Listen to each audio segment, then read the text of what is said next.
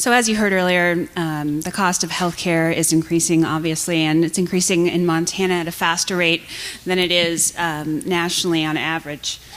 But what we get out of that cost is not necessarily greater value. You can see this is life expectancy, and our average life expectancy is lower than the national average.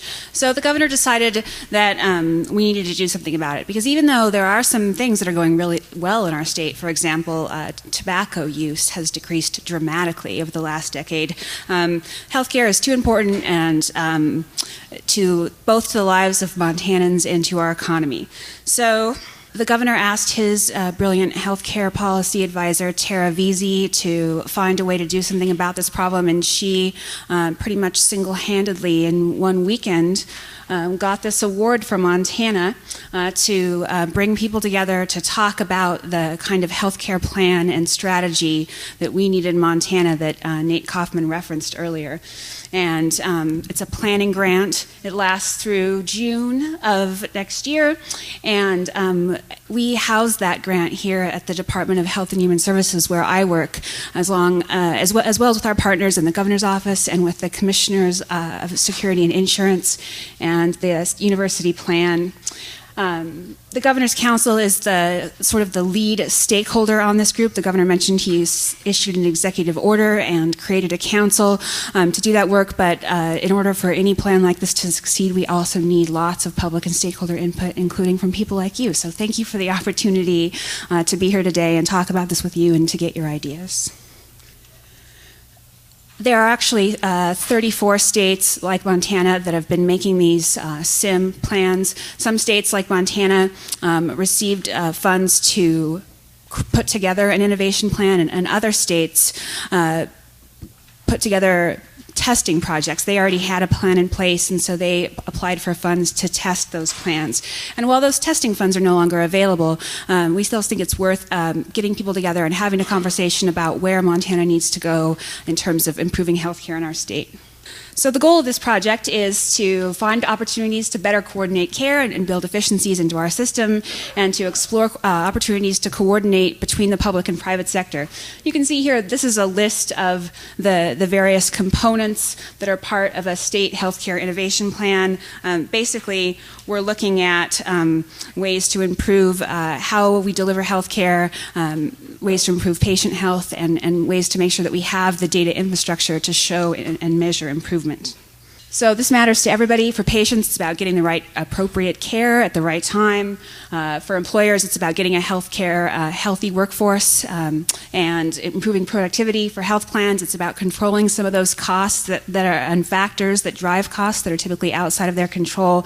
And for providers, it's about better care for patients and about compensation for the care that they deliver that will actually work to improve the health of patients.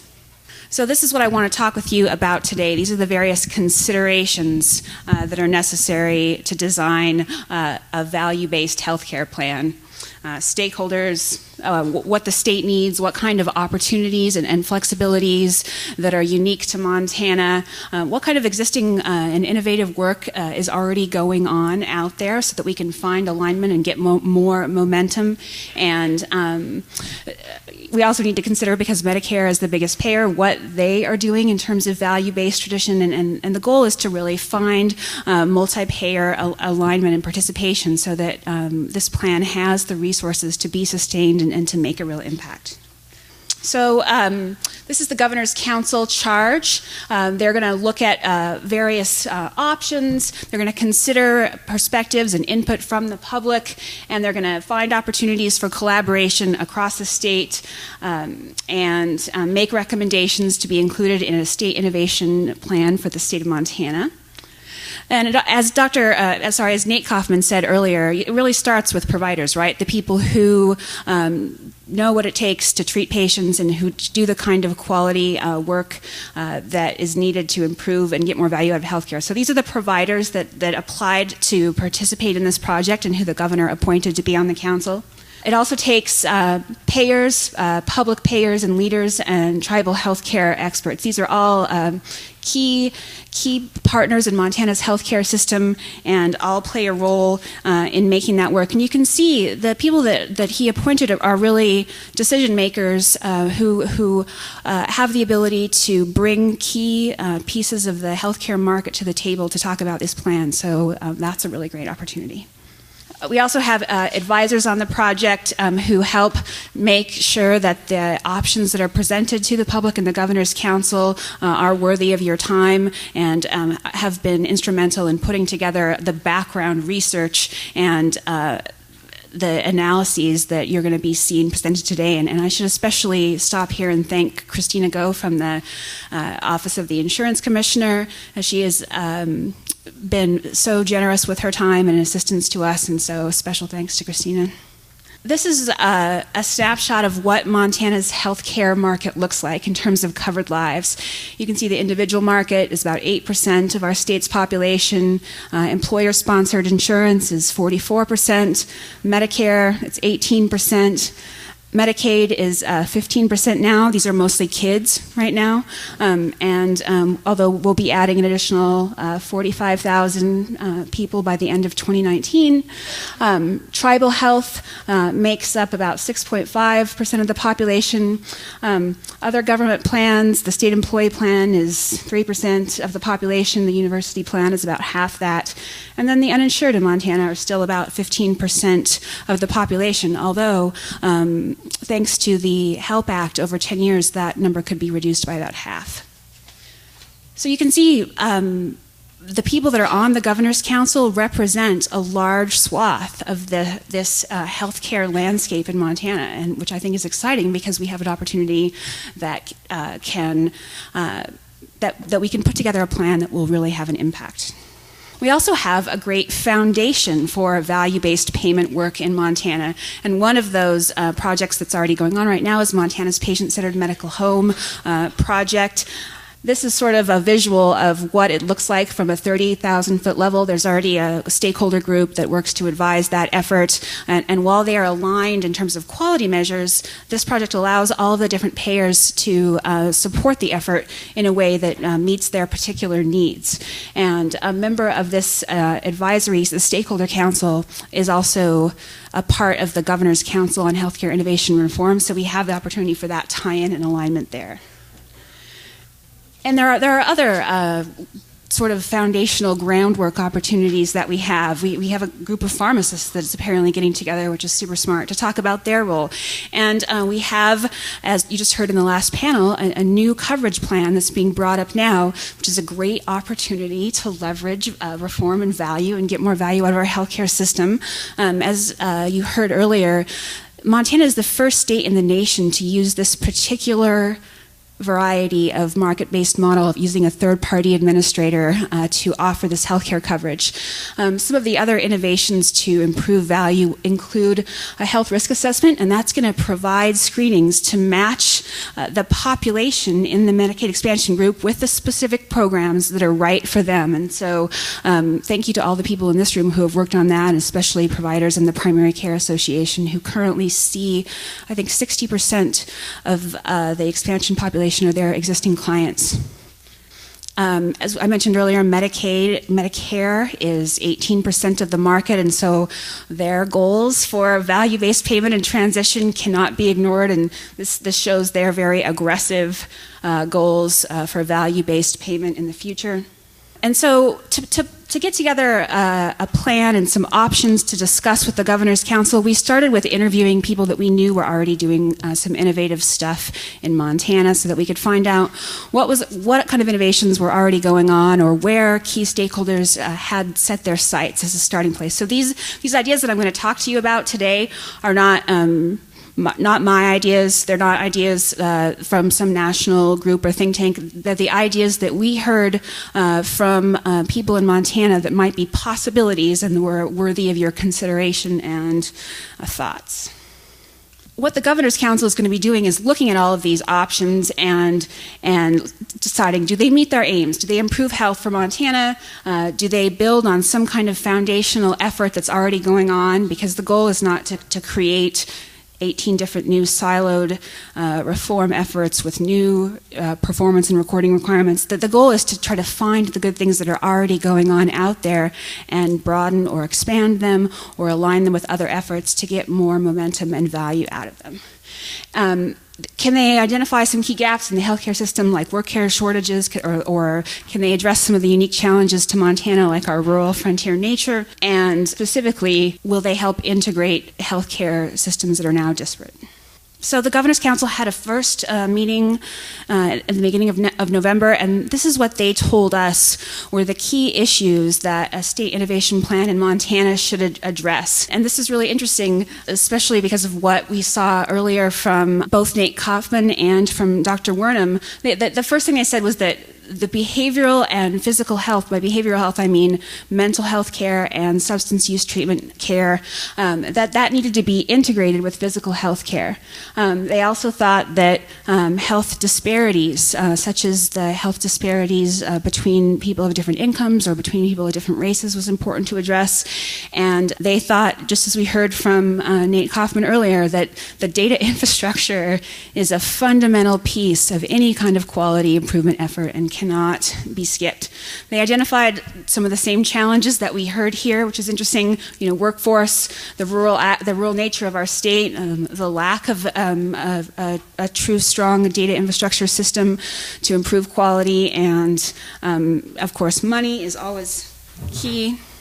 And then they identified some opportunities that they thought were worth considering and presenting to stakeholders and to the public to think about the possibilities of community health teams, of telehealth, health information exchanges, health homes, and other opportunities to coordinate between the public and private sectors. And so these are the three kind of elements that I want to talk to you about today and get your thoughts on as we have this conversation. Integrating behavioral and physical health care is one of the key drivers of cost and is one of the key drivers of improving health care. I read that 70% of physician visits are for issues with a behavioral health component, and an equal proportion of adults with behavioral health conditions have a comorbid physical health issue. Care for patients with comorbid behavioral health conditions can cost 2 to 3 times more than for patients without these comorbidities, and these individuals have shorter life expectancies than the average person, and this adds to hundreds of millions and billions even of extra dollars in costs in our system every year. And so these are three potential ways that Montana could better integrate behavioral and physical health. And you've heard that there are pilots for co-locating some of these services. These are some additional options besides direct co-location. So we talked a little bit about Montana's patient-centered medical home project. Medicaid actually has an interesting related variety of that, which is specific to people with two chronic conditions, and that is one opportunity for coordinating behavioral health and physical health. This could look something like this. The different payers could get together and talk about what kind of technical assistance and practice support would be needed to better improve substance use and chronic health conditions, and that could be done through Medicaid or through the patient-centered medical home pilot or through other ways. Community health teams is another option that folks thought would be worth looking at as a potential model. And there's a pilot that's going on right now from the Mountain Pacific Quality Health Foundation that I would recommend watching. They're going to set up some community health teams to better coordinate care for high-cost, high-needs patients. And so this is what something like that could look like in Montana, and this has been done in other states. Different payers could get together and set up a collaborative process to define specific objectives and needs and goals, and talk about what resources practices need in terms of setting up various community health teams. And this is what the community health teams could look like. They could include pharmacists. They could include behavioral health coaches. They could include community health workers or dietitians or social workers to help address some of those social determinants of health. And you can see the patient here is right here in the center. Another option that we could use to improve our healthcare delivery system is telehealth. This is actually a project that focuses on teleconsultation. So a primary care provider could consult with a psychiatrist or another kind of behavioral health specialist, and that could help mitigate some of the workforce shortages or distance challenges that we face in Montana. And it isn't just states like California that we heard from Nate Kaufman that are seeing success from projects like this. In fact, Wyoming, our neighbor to the south, which is where I grew up, is the equality state and home of the world's largest rodeo, actually they found their Medicaid program used teleconsultation and found a $1.82 return on investment for every dollar they invested, and a 42% reduction in the number of kids age 5 or under that were using psychotropic medications, all through using teleconsultation between psychiatrists and primary care providers.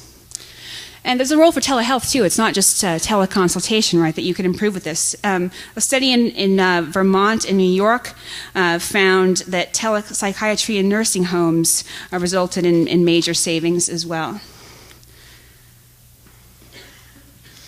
And in order to do all of these kind of innovative care delivery reforms, we need to make sure that the payment system can support the delivery system so that this care can be approved. And that kind of tactics here might include pay codes for integrated behavioral health specialists or pharmacy care coordination pay codes, right? How great would that be for behavioral health care needs?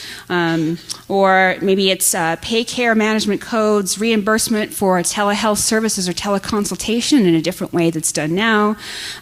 You could look at value-based payments that incorporate different care coordination considerations for community health teams. But in order to do any of that, you really need the data, and you can't improve what you can't measure, and so the data infrastructure piece is really fundamental. And so the Governor's Council said, this is essential, it cannot be skipped. We need to figure out what kind of data infrastructure that we need in our state to make sure that the payment system can better, more smartly compensate the delivery system so that we can improve people's health and be more efficient with our health care.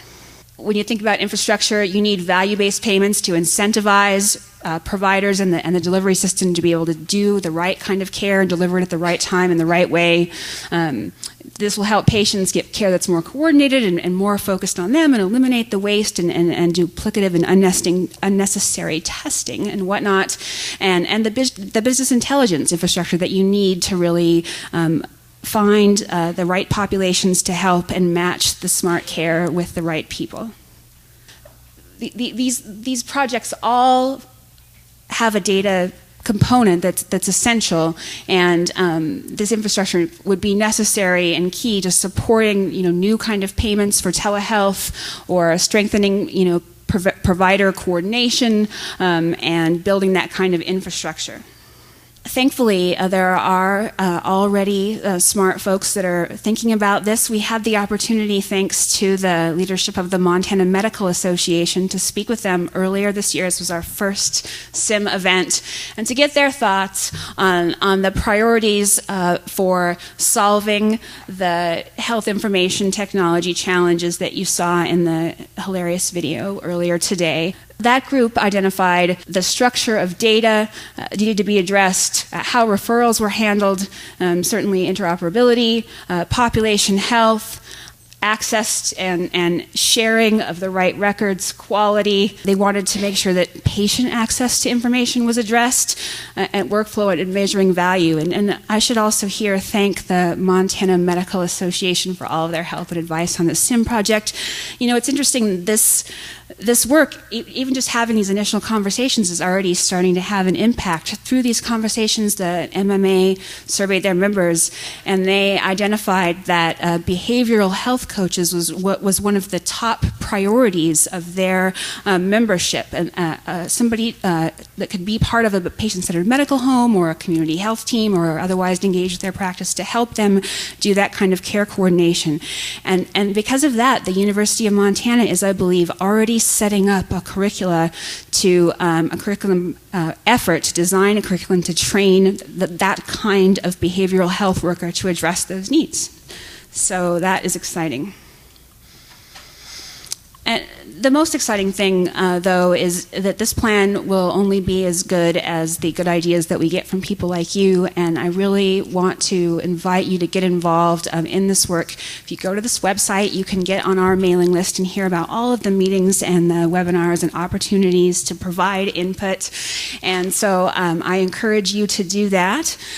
Also, thank you for providing your input today on the questions that are handed out to you on the table, and thank you to all of the members of the Governor's Council who I see in this room for your advice and your leadership on this issue.